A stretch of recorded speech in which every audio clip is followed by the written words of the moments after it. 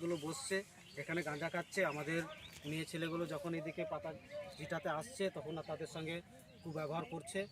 এইভাবেই আমাদেরকে এইখানে অবস্থায় আমাদেরকে থাকতে হচ্ছে।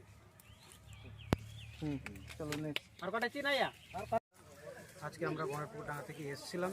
দেখুন আমাদের অবস্থা, আমাদের এই জল নিয়ে আমাদের চাষবাসের জন্য ক্ষতি হচ্ছে, যেটা এই জলগুলো আমাদের চাষে যাচ্ছে, এই জল দিয়ে আমাদের ওদিকে বাসন ধোয়া হয়, কিন্তু এইভাবে আমাদের এই সমাজটা নষ্ট হয়ে যাচ্ছে দিনকে দিন।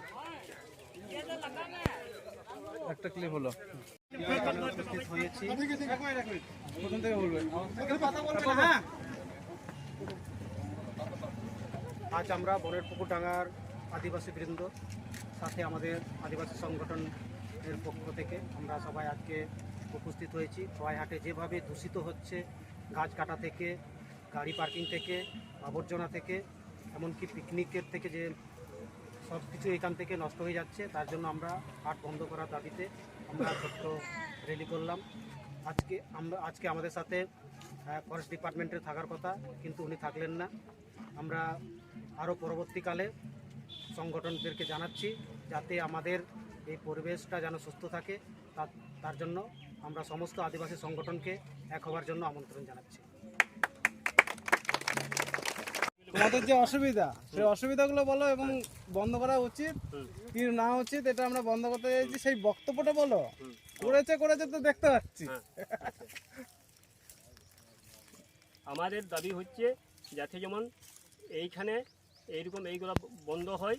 এই অত্যাচারগুলো আমাদের মেয়ে ছেলে এই যে পালা ঝাঁট করতে আসছে, ওদের উপরে অনেক অত্যাচার হচ্ছে, সেই রকম মেয়ে ছেলেরা ভয়ে আসতে পারছে না। এইগুলো জন্য দাবিগুলো আমরা রাখছি, এইগুলো যাতে না হয়। এইগুলো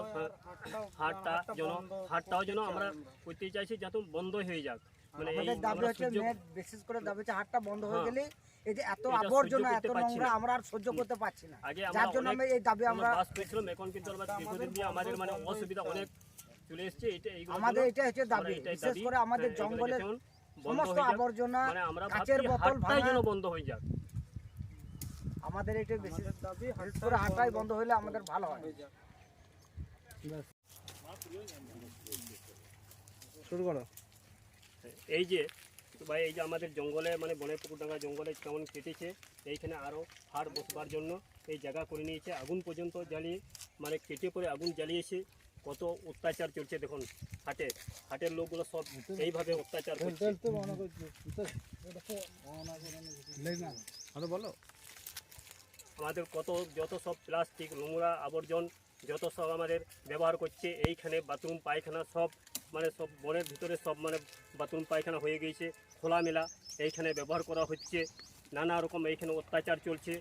অনেক কিছু ঘুরতে চলেছে দীর্ঘদিন ধরে। আরও কী হবে না হবে, বিশেষ করে বাগানটাকে উড়িয়ে দেবে।